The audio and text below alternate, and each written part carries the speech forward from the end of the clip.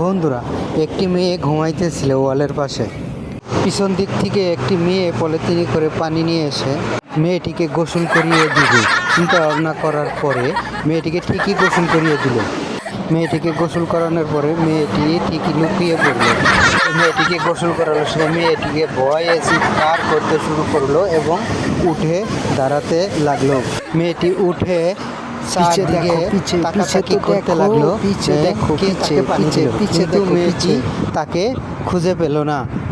মেয়েটি তাকে খুঁজতেছিল, চারদিক দিয়ে খুঁজতেছিল, কিন্তু মেয়েটিকে কোনো মতেই তিনি খুঁজে পেল না।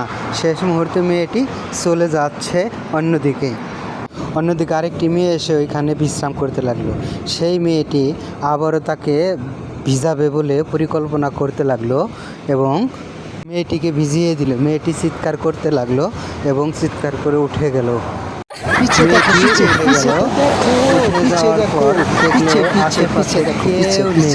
মেয়েটি তখন অনেক চিৎকার করতে লাগলো, কেউ নেই, কে তাকে ভিজিয়ে দিল। মেয়েটি তখন চলে যেতে লাগলো, এদিক থেকে ওদিকে যাওয়া আসা করতেছিল। ঠিক এই সময় মেয়েটি কাউকে খুঁজে পেল না, ঠিক মেয়েটি চলে গেল।